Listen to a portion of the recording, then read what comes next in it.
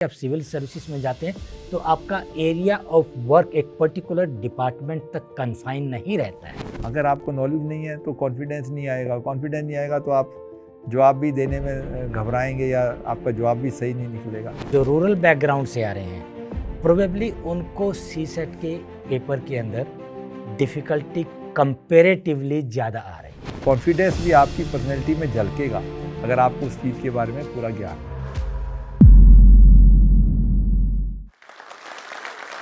नमस्ते सर, मेरा नाम देवेंद्र है। मेरा सवाल ये है सर कि आप भारतीय सूचना सेवा में रहे हैं, तो उसके बारे में सर कुछ जानकारी आप दीजिए उस सर्विस के बारे में।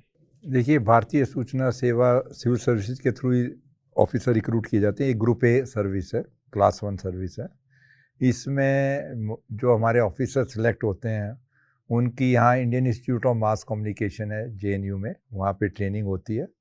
और हमारे साथ जो गवर्नमेंट के ऑफिशियल मीडिया है जिसमें प्रेस इंफॉर्मेशन ब्यूरो है, ऑल इंडिया रेडियो है, दूरदर्शन DD है, आपका RNI है, रजिस्ट्रार न्यूज़पेपर ऑफ इंडिया, आपका एक पहले DAVP होता था उसका नाम अब सेंट्रल ब्यूरो ऑफ कम्युनिकेशन रख दिया, जहाँ पे ये आपके जितनी भी एडवर्टीजमेंट्स गवर्नमेंट ऑफ इंडिया की, चाहे वो सोशल मीडिया पे आए, चाहे इलेक्ट्रॉनिक मीडिया पे आए, चाहे प्रिंट मीडिया में आए, प्लस आउटडोर पब्लिसिटी, ये सारा DAVP CBC करता है।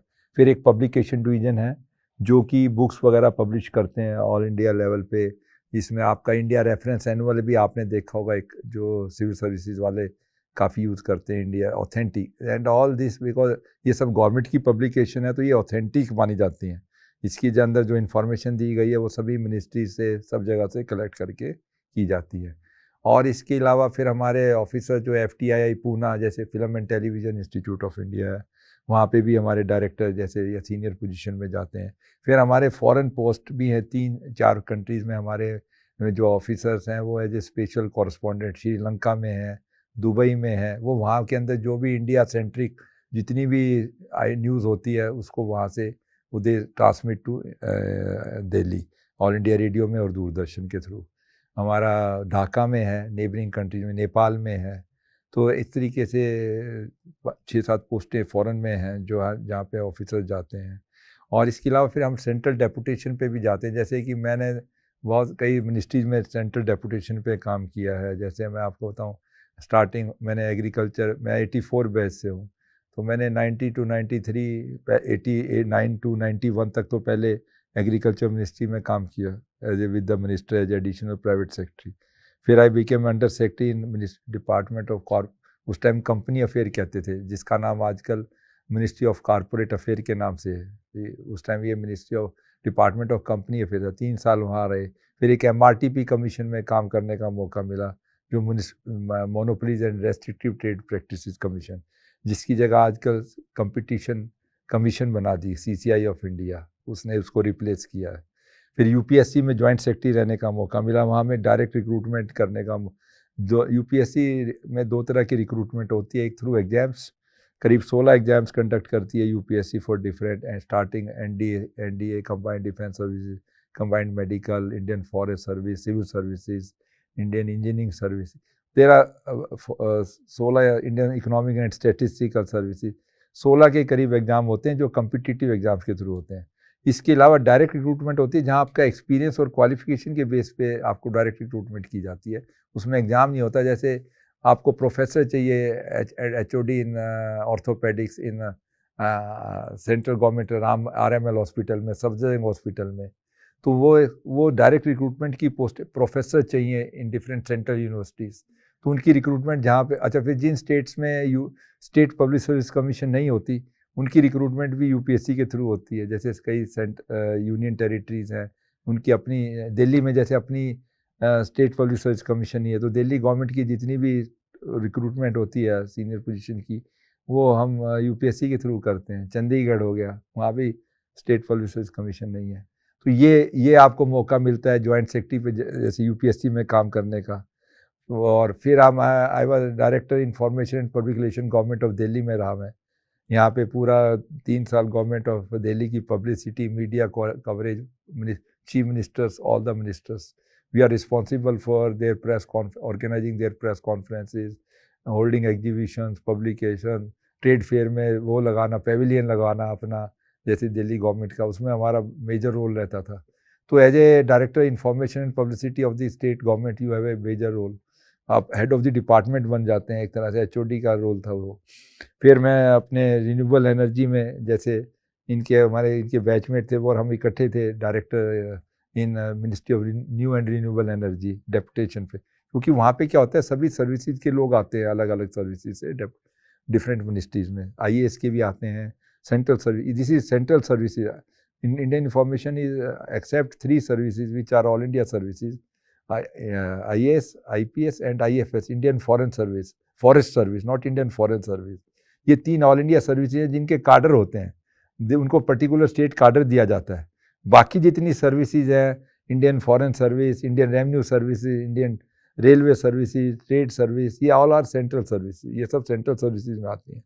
तो information service is also part of this central services, और इसकी रिक्रूटमेंट भी जैसे मैंने बताया सिविल सर्विस एग्ज़ाम के थ्रू ही कंडक्ट की जाती। तो एक मेरा कहने का मतलब ये है कि सिविल सर्विसेज में आप चाहे जिस सर्विस में भी आप आएँ, ऑप्ट करें जो आपको अलॉट, ये आपको एक प्लेटफॉर्म प्रोवाइड करती है जहाँ पे आप अपने एक्सेल कर सकते हो अपने उस फील्ड में, जहाँ पे भी जो भी सर्विस में आप जाते हैं, आप वहाँ की जो भी बेस्ट आप अपने कॉम्पिटेंस के अनुसार, अपनी मेहनत के अनुसार अपना नाम कर सकते हैं, और आपको इतनी अपॉर्चुनिटीज़ मिलती हैं देश में विदेश में जाने की, अपने कंट्री को रिप्रेजेंट करने की। तो दैट्स वाई इसीलिए लोग इन सर्विसेज के लिए compete करते हैं, इसीलिए ये एग्ज़ाम इतना इम्पोर्टेंट माना जाता है, क्योंकि ये सभी मिनिस्ट्रीज में ऑफिसर्स के लिए, सभी मिनिस्ट्रीज के लिए अधिकारी सेलेक्ट किए जाते हैं जो कि सेंट्रल गवर्नमेंट में काम करते हैं। रेवेन्यू डिपार्टमेंट में इनकम टैक्स है, कस्टम्स है, बहुत बड़े बड़े 4-4, 5-5 हज़ार ऑफिसर्स का कार्डर है, इतना बड़ी कार्डर है उन स्टेट। मैंने फाइनेंस मिनिस्ट्री में काम किया as DG media and communication, तो वहाँ हम डील करते थे, वहाँ 5 डिपार्टमेंट हैं हमारे। फाइनेंस मिनिस्ट्री अपने आप में एक, मतलब मैं क्या बताऊँ कि भाई 5 इतने बड़े, एक डिपार्टमेंट ऑफ इकोनॉमिक अफेयर है जिसमें कि यूनियन बजट बनता है, इकोनॉमिक सर्वे होता है, जितनी इंटरनेशनल मल्टीलेटरल इंस्टीट्यूशन है, वर्ल्ड बैंक, IMF, कोई भी स्टेट गवर्नमेंट या कोई भी एग्रीमेंट कर लेती है, वो ट्राइपार्टाइट एग्रीमेंट होता है, उसमें वो international body, state government plus ministry of finance. No state government can directly enter into an agreement किसी थर्ड पार्टी वर्ल्ड के, दूसरे कंट्री के या इंटरनेशनल ऑर्गेनाइजेशन के साथ। फिर हमारे बैंक्स में रिप्रेजेंटेटिव है, ADB में है, IMF में हम एनुअल मीटिंग अटेंड करने जाते थे।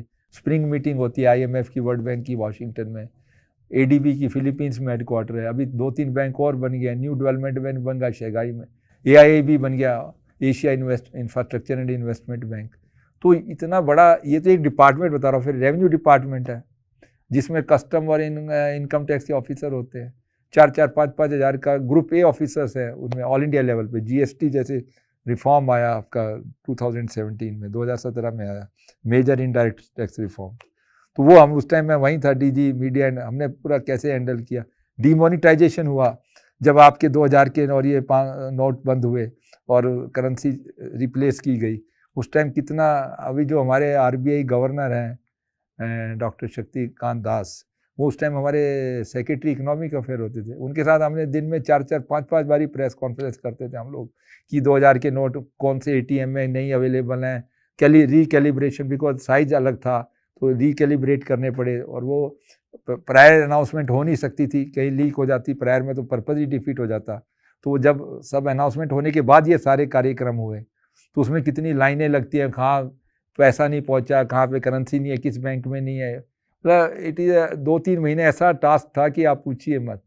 और आपको मैं बताऊँ, जैसे ये इकोनॉमिक्स की आप पूछ रहे थे शुरू में, किसी ने पूछा था, ये doctor mister Shaktikanta Das history के स्टूडेंट रहे हैं और आज वो RBI के गवर्नर हैं, जहाँ पे प्योर इकोनॉमिक्स डील होती है। मतलब ऐसा नहीं है कि आप आप आज किसी भी सब्जेक्ट में आपने कुछ करके आप सिविल सर्विस में आ गए, कल को आप फाइनेंस मिनिस्ट्री में जाओ तो आपका इकोनॉमिक इश्यूज पे भी आपका, अगर आप में थोड़ी सी कैपेबिलिटी तो होगी, जब आप वहाँ तक पहुँचे आप ग्रेस्प कर सकते हो। ये रॉकेट साइंस नहीं है कि जिसने वो पढ़ा वो थोड़ा बेटर कर लेता है, लेकिन ये लोग भी ग्रेस्प कर लेते हैं ड्यूरिंग द जॉब, तो ऐसा नहीं है। और इकोनॉमिस्ट भी रहे हैं RBI के गवर्नर, और वो भी रहे हैं, वो सिविल सर्वेंट भी गवर्नर रहे हैं। तो आप देख लीजिए, आप खुद कंपैरिजन कर सकते हैं कि कौन कैसा परफॉर्म कर। ये इंडिविजुअल की कैपेबिलिटी पे भी बहुत निर्भर करता है कि आप कैसा परफॉर्म करते हो। सर्विस चाहे आप किसी में भी हो, मौका आपको हर सर्विस में मिलता है। कोई ये नहीं कह सकता कि मुझे मौके नहीं मिले, मौके सबको मिलते हैं। चाहे आप सिविल सर्विस में कंपटीशन के कह लो, चाहे आप सर्विस में जाने के बाद पोस्टिंग के कह लो, सबको मौका मिलता है। कुछ उस मौके का सही इस्तेमाल करते हैं, कुछ उसको वेस्ट कर देते हैं। फ़र्क इतना ही है। मौके सबको मिलते हैं, सब सर्विसेज में अच्छी पोस्टिंग होती हैं, सब सर्विसेज में अच्छा एक कैरियर होता है। 19-20 का फ़र्क हो जाता है, कहीं थोड़ा जल्दी, कहीं थोड़ा लेट, लेकिन होता सबका टाइम। और आजकल तो टाइम स्केल कर दिया गया है कि अगर आपकी नहीं भी हुई, अगर मान लो ए सर्विस में मिल गया तो आपको भी 2 साल, अगर आप उनसे सीनियर हो तो आपको ऑटोमेटिकली मिल जाएगा। तो आजकल सरकार ने काफ़ी बैलेंसिंग कर दी है, डेपुटेशन में भी सभी सर्विसेज के लोगों को लेने लगे। तो बहुत अच्छा अपॉर्चुनिटीज़ हैं इरिस्पेक्टिव ऑफ डिफरेंट सर्विसेज। और बाकी आप पे कैसे परफॉर्म करना है वो तो हर एक इंडिविजुअल का एक इशू आता है। बाकी वैसे सर्विसेज में अपॉर्चुनिटीज़ में कोई कमी नहीं है। सभी सर्विसेज में, जैसे आपने भी एक्सप्लेन हाँ। किया, आपको सभी सर्विसेज में इम्प्लीमेंटेशन की अपॉर्चुनिटी भी मिलती है। उस सर्विस से संबंधित जो भी प्रोग्राम्स है उसको फील्ड में इम्प्लीमेंट करें, तो आप शुरू में फील्ड में भी जाते हैं, फील्ड में इम्प्लीमेंट करते हैं, और साथ में सब्सिक्वेंटली जैसे आपका कैरियर प्रोग्रेस करता है आपको पॉलिसी मेकिंग में भी इन्वॉल्वमेंट होता है। सीनियर लेवल पे जाते हैं और आप you can go up to secretary level in the government of India. तो आपको दोनों तरह की अपॉर्चुनिटी मिलती है। और इसी तरह से कि आपको हर एक सर्विस के अंदर आपको डेपुटेशन पे जाने की अपॉर्चुनिटी भी मिलती है। डेपुटेशन में आप एक पर्टिकुलर सर्विस में है, लेकिन डेपुटेशन में आप डिफरेंट मिनिस्ट्रीज में, सेंट्रल गवर्नमेंट में जाते हैं, आप किसी भी सर्विस से, आप finance, commerce, industry, steel, agriculture, food processing, IT, किसी भी मिनिस्ट्री में आप डेपुटेशन में जाके उस विभाग से संबंधित कार्य करने में भी आपको पूरी अपॉर्चुनिटी मिलती है। हेलो सर, मेरा सवाल ये रहेगा कि सभी बच्चे अभी यूपीएससी में जा रहे हैं, पर वो लोग ये ध्यान नहीं रखते भाषा या पर्सनालिटी डेवलपमेंट के इस विषय पे। तो मैं ये जानना चाहूँगी कि यूपीएससी की तैयारी करने के दौरान हम पर्सनालिटी डेवलपमेंट में कैसे फोकस रख सकते हैं? ये जैसे हमने पहले भी डिस्कस किया था, आप यूपीएससी की तैयारी करते समय आपको पर्सनालिटी डेवलपमेंट के डिफरेंट एट्रीब्यूट्स है। आपकी physical ability, physical appearance, that is one part of it, लेकिन साइमल्टेनियसली आपका way of speaking, way of expressing, way of communicating, the development of positive attitude, everything, how do you communicate, that is also an effective. And that, as Malik साहब ने पहले भी कहा था कि this is not a one day game, this has to B gradually developed over a period of time, and आपको उसके लिए कंसिस्टेंट और कॉन्टिन्यूअस अटेम्प्ट करना है। तो उसने आपके डिफरेंट पर्सनालिटी एट्रीब्यूट्स के हर एक पे आप कंसंट्रेट करके, हर एक फील्ड पे ध्यान करते हुए आप अपना पर्सनालिटी डेवलपमेंट करें। एंड आई पर्सनली फील कि पर्सनालिटी के अंदर आपका जो कम्युनिकेशन है, again I had stated earlier also and I am staying again, कि पर्सनालिटी के अंदर आपका communication which includes verbal communication, your way of speaking, the way of speaking as well as the way of writing, your drafting ability, क्योंकि drafting ability जो है, जो कि आपकी ultimately that will be reflected not only in your exams, but आप बाद में जब फील्ड पे जो काम करने के लिए जाते हैं, जो आप पॉलिसी मेकिंग में थे, उस समय भी आपकी फाइल्स में भी, आपकी एबिलिटी में भी काम आती है। तो ये चीज़ें over a period of time gradually आप डेवलप कर सकते हैं। इसमें मैं एक छोटी सी और ऐड करूँगा, जो पर्सनैलिटी डेवलपमेंट होती है ना, इसमें कॉन्फिडेंस बहुत बड़ा रोल प्ले करता है। और कॉन्फिडेंस किस चीज़ से आता है? आपकी जब नॉलेज बेस बढ़ जाता है, जिस चीज़ को आप जानते हैं, मान लो मेरा फील्ड है इंफॉर्मेशन सर्विस, मैंने वहाँ काम किया, मेरे को वहाँ की नॉलेज है, मेरे को कॉन्फिडेंस है कि इसके बारे में कुछ भी पूछेंगे तो मैं बता पाऊँगा। तो आपकी जब पर्सनैलिटी डेवलपमेंट, जैसे आपने पूछा, तो जिस फील्ड में आप पढ़ रहे हैं, जब आपको उसका पूरा आपको विश्वास हो जाएगा, आत्मविश्वास जिसको कहते हैं, कि नाउ मैं इस सब्जेक्ट के बारे में कोई भी मुझसे पूछे मैं बता सकती हूँ, तो आपकी कम्युनिकेशन स्किल में अपने आप कॉन्फिडेंस झलकेगा। अगर आप कुछ चीज़ की नॉलेज नहीं है तो आपकी कम्युनिकेशन स्किल भी उस हिसाब से आप में, क्योंकि आत्मविश्वास नहीं है, उस चीज़ के बारे में पूरी नॉलेज नहीं है, तो आप उसको ढंग से एक्सप्लेन नहीं कर पाओगे। तो सबसे बड़ी चीज़ है अपने अंदर आत्मविश्वास पैदा करना। और आत्मविश्वास किस चीज़ से पैदा होगा? जब आपके अंदर उस चीज़ के बारे में पूरा ज्ञान, आपके अंदर नॉलेज, जो आप सब्जेक्ट जिससे डील कर रहे हैं उसकी पूरी नॉलेज आपको पता होगी। उसके लिए आपको मेहनत करनी पड़ेगी उस सब्जेक्ट के बारे में, है ना। अगर आपको नॉलेज नहीं है तो कॉन्फिडेंस नहीं आएगा, कॉन्फिडेंस नहीं आएगा तो आप जवाब भी देने में घबराएंगे या आपका जवाब भी सही नहीं निकलेगा। तो ये सारी चीज़ें जुड़ी हुई हैं, इंटरकनेक्टेड हैं आपस में, और एफर्ट्स भी चाहिए थोड़ा सा, जैसे बताया गया राइटिंग स्किल प्रैक्टिस, आपका कंटिन्यूस प्रैक्टिस, और टाइम लगता है इन चीज़ों में। ये ओवरनाइट वाली पॉलिसी नहीं है कि एक दिन में आप पर्सनैलिटी डेवलप, ये टाइम लगता है। जैसे आप फिजिकल अपीयरेंस सैर करें, भाई मेरे को फिट रहना है, आप अपना हेल्थ के बारे में कॉन्शियस हैं, तो फिटनेस आपकी दूर से दिख जाती है आदमी को कि बंदा फिट है कि नहीं है। नहीं तो ये चीज़ उसने एक दिन में नहीं की, वो कंटिन्यूसली उस चीज़ को करता हुआ आ रहा है, तभी उसकी पर्सनैलिटी में वो झलक रहा है। तो ऐसे ही कॉन्फिडेंस भी आपकी पर्सनैलिटी में झलकेगा अगर आपको उस चीज़ के बारे में पूरा ज्ञान है। और फिर आपसे वो सवाल पूछें, आप फट जवाब दोगे, हाँ जी मेरे को मालूम है, ये आई एम एग्री। तो ये चीज़ें मतलब सब इंटरकनेक्टेड हैं।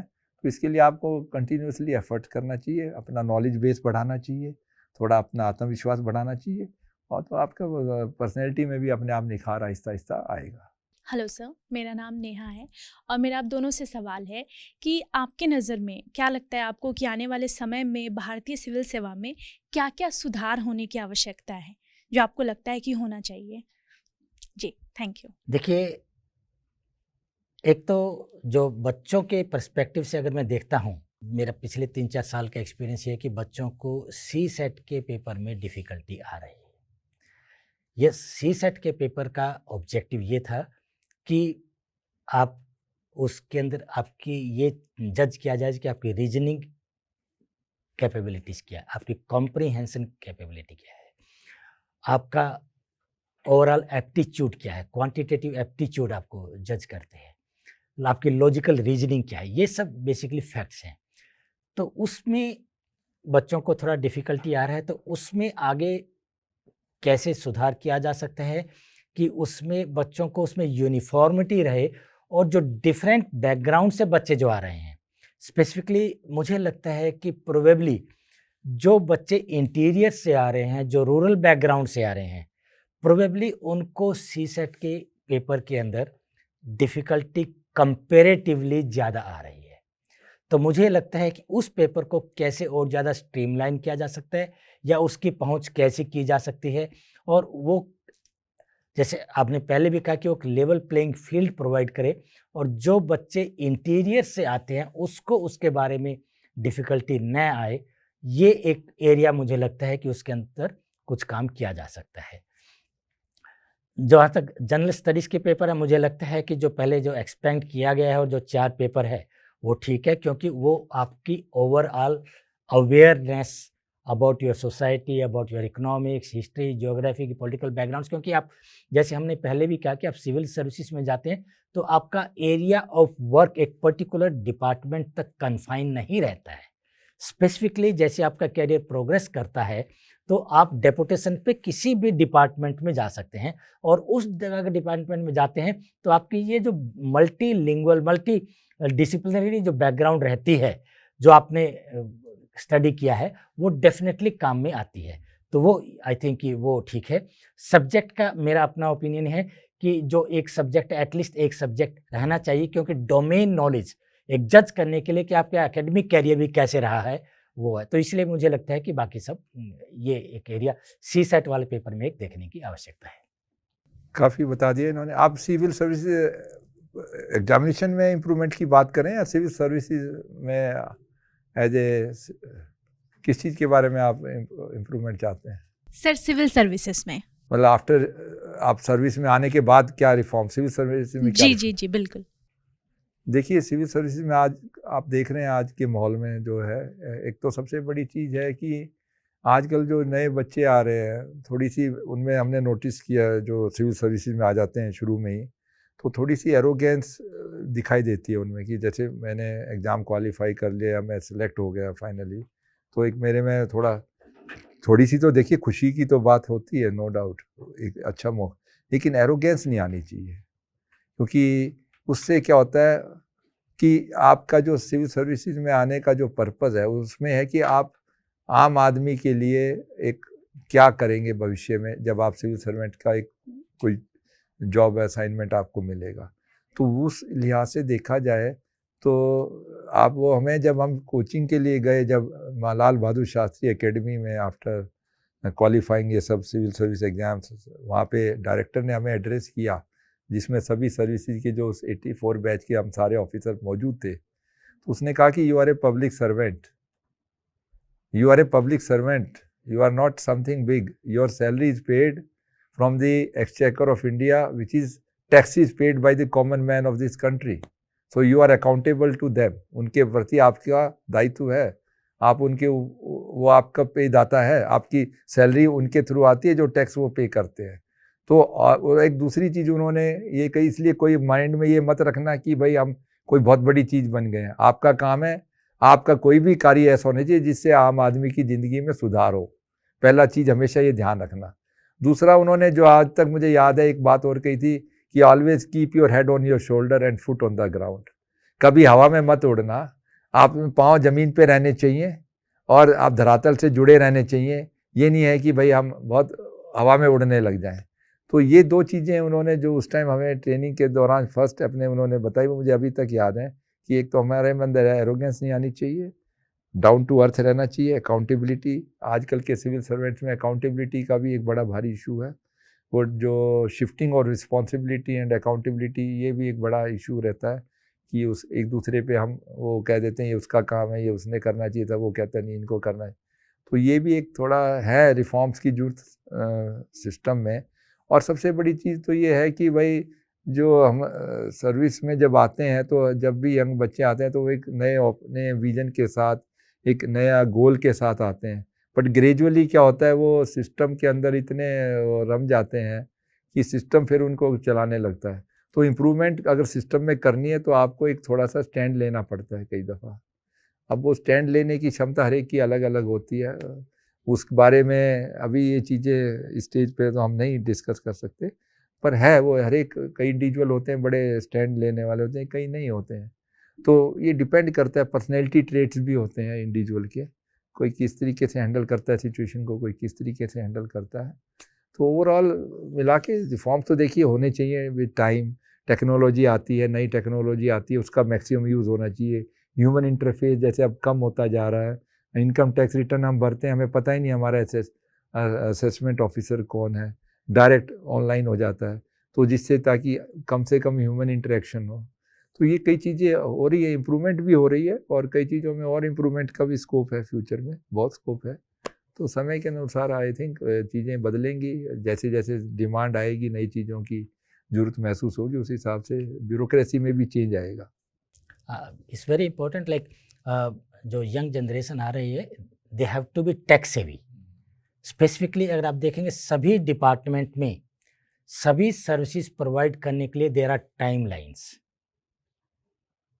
और उस टाइम लाइन के लिए देयर आर ऑनलाइन मॉड्यूल। सभी स्कीम्स, मोस्टली जो स्कीम्स इंप्लीमेंट की जा रही है सभी डिपार्टमेंट्स में, वो ऑनलाइन। आप कस्टम्स में आप देखें, custom clearance ICEGATE system से, आप डीजीएफटी में देखें जो इंपोर्ट एक्सपोर्ट कोड नंबर या जो भी है, इसी तरह सब ऑनलाइन है। सभी सिस्टम्स ऑनलाइन है, उनका टाइम लिमिट से, तो उसके accordingly so you have to be tax heavy.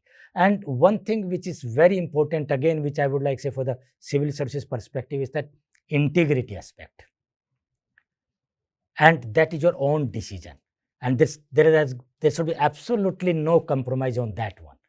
Once you go for the civil services, उस समय आप मान के चलें कि आप एक कमिटमेंट के साथ में जा रहे हैं, you are doing going there, कि आप एक कुछ समाज के लिए करने के लिए जा रहे हैं, तो ये एक जज्बा अपने साथ में लेके चले। So, I, on behalf of Josh Talks family, would like to extend heartiest vote of thanks to sir, both our sirs, for taking out time from their busy schedule and to come here to help so many students. हमारे साथ इतने सारे students, aspirants जुड़े हुए हैं भारत के कोने कोने से, जो हमें इतने सारे questions भेजते हैं, इतने सारे doubts भेजते हैं, and हमारी कोशिश हमेशा यही रहती है that through these sessions we are able to not only answer 1, 2, 3, 4, 5, but we are able to answer 5,000, 5 lakhs, and so many other aspirants who are basically in that hope कि उनके doubts and questions clear हो जाएंगे.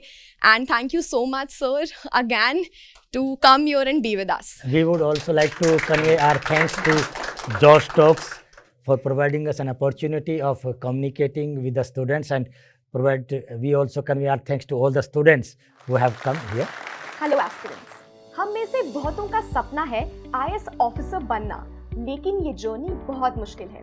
हम preparation कहाँ से start करें, कौन सा स्टडी मटेरियल यूज करें, कोचिंग लें कि नहीं. हमारे मन में बहुत क्वेश्चंस हैं, लेकिन हमारे पास गाइडेंस पाने का जरिया नहीं है. और इसलिए बहुत सारे एस्पिरेंट्स ने जोश से रिक्वेस्ट किया कि क्या जोश टॉक्स एस्पिरेंट्स को हेल्प कर सकते हैं उनकी इस जर्नी में. जोश टॉक्स पर बहुत ब्यूरोक्रेट्स और अनेक टीचर्स और कोचिंग्स आती हैं अपनी कहानियां सुनाने. जोश टॉक्स ने उन्हें रिक्वेस्ट किया कि क्या ये कोचिंग्स जोश की फैमिली से बात करेंगे और हमारे डाउट्स सॉल्व करेंगी. डाउट्स जैसे कि प्रिपरेशन स्टार्ट कैसे करें, कोचिंग लें कि नहीं, कौन सी कोचिंग लें, ऑफलाइन या ऑनलाइन, कौन से स्टडी मटेरियल्स यूज करें, क्या कोचिंग फीस में कुछ माफी हो सकती है. तो 2 कोचिंग्स और मान गई हैं, KSG IAS और अनअकैडमी. अब हमें कांटेक्ट करेंगी और हमारे क्वेश्चंस को आंसर करने में हेल्प करेंगी. हम घर बैठे KSG IAS और अनअकैडमी से अपने सारे डाउट्स पूछ सकते हैं. और हाँ, हम यहाँ एडमिशन भी ले सकते हैं. तो नीचे एक फॉर्म दिया गया है. अगर हम चाहते हैं कि हमें इस इंस्टीट्यूट से फोन आए तो हम अपना नाम और नंबर शेयर कर सकते हैं. आपको जब फोन आए तो मेंशन करना मत भूलना कि आप जोश फैमिली का पार्ट हैं, ताकि आपको फीस पर एक्स्ट्रा डिस्काउंट मिल पाए.